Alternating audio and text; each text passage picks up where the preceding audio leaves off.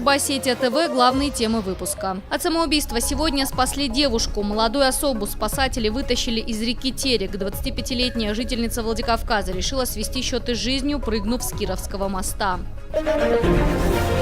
Столетний юбилей окончания Первой мировой войны. В Северостинском госуниверситете открыли выставку. В экспозиции представлены старинные фотографии, документы, свидетельствующие об участии осетин в войне.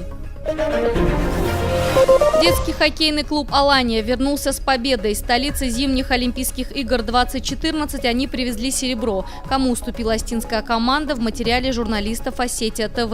Эти и другие темы далее подробно.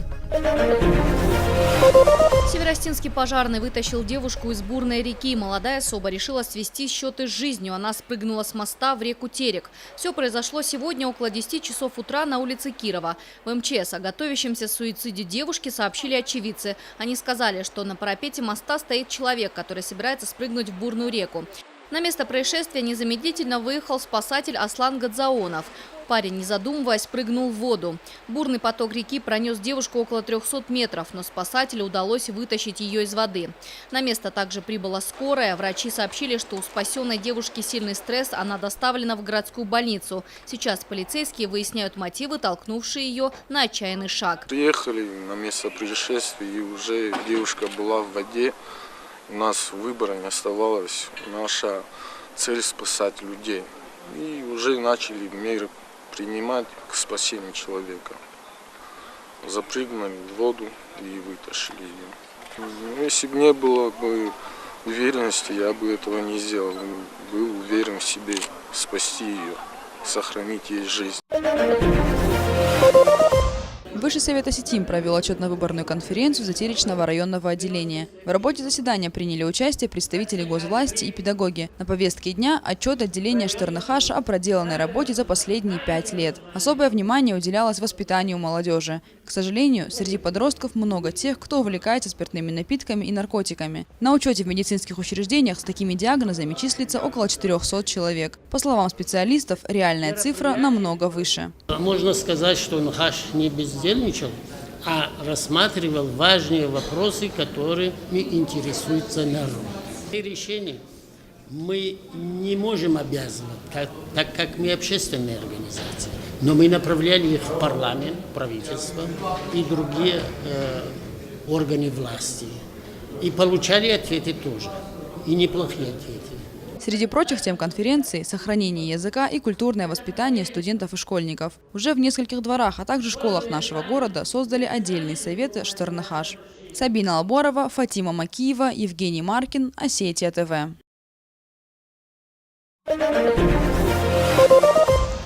В СОГУ состоялась презентация выставки, посвященной столетнему юбилею начала Первой мировой войны.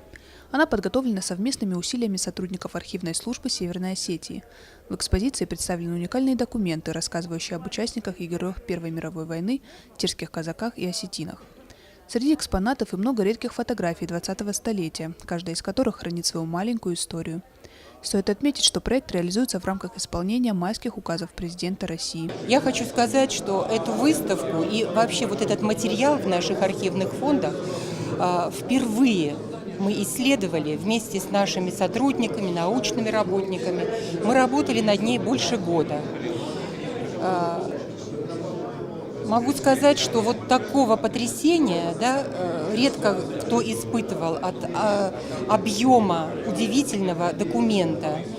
Герои, люди, которые в 26 лет становились 4-жды кавалерами ордена Святого Георгия. К юбилею Первой мировой войны архивная служба республики издала книгу под названием «Великая и забытая в документах эпохи». Она содержит несколько сотен важнейших документов времен Первой мировой. Это манифест Российской империи, подлинные телеграммы терских казаков. Здесь же документы осетин, которые основали конный полк. В книге собрано свыше 15 тысяч имен тех, кто ушел воевать из Владикавказа и терского казачьего войска. Фатима Макиева, Алан Гасанов, Осетия ТВ. Театр оперы и балета собрал почитателей творчества Арнуба Баджаяна, одного из самых знаменитых музыкантов нашей страны. Давид Гвинеанидзе, Надежда Рафаэлиди, Руслан Сайфуддинов, Владимир Родионов. Песни известного композитора звучали в исполнении звезд мирового музыкального Олимпа.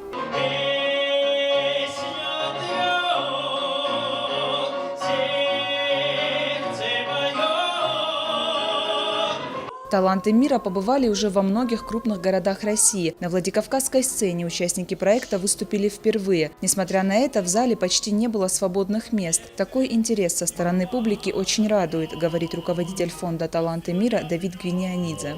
Сегодняшний вечер посвящается потрясающему композитору, один из самых лучших композиторов Советского Союза, который создал огромное количество потрясающих мелодий. Арно Бабаджанян. Я знаю настолько, сколько потрясающих артистов, музыкантов, дирижеров, пианистов, певцов вырастила эта земля. И, конечно, для нас это очень трепетно выступать здесь. Насладиться великолепным исполнением полюбившихся песен пришли люди разного возраста. Одни открыли для себя что-то новое, для других это счастливые воспоминания молодости. Вспомнила многое, студенческие годы, свою молодость, друзей, когда мы вместе собирались, пели под эти песни, были свои компании, свои, как сказать, развлечения, было очень прекрасно. Концерт памяти Арно Бабаджаяна состоялся по инициативе фонда «Таланты мира». Организатор Давид Гвинианидзе выразил надежду, что добрая традиция продолжится и «Таланты мира» еще не раз порадуют владикавказскую публику своими выступлениями. Анжела Засохова, Алан Гасанов, Осетия ТВ. На перрон прибыл состав Сочи-Владикавказ. Из вагона высыпались счастливые мальчишки. Эти ребята из хоккейного клуба «Алания». На турнире в столице Олимпийских игр 2014 остинская команда завоевала 2-е место. Этот результат – лучшее достижение сборной за свою недолгую историю существования. Да, это лучше! С каждым соревнованием мы сильнее и сильнее. До этого самое лучшее было 3-е место. Да, в Волгограде.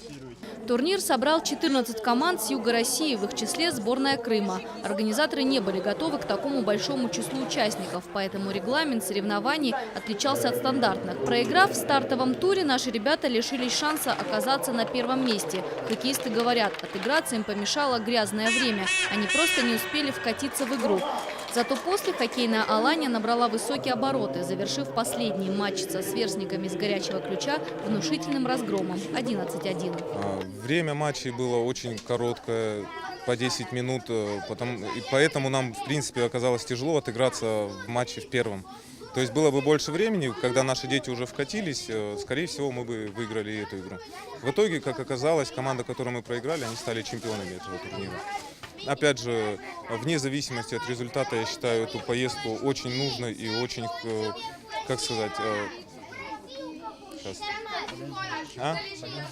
да, очень полезной для детей. Они зарядились положительными эмоциями на весь предстоящий сезон. Они побывали на матче континентальной хоккейной лиги.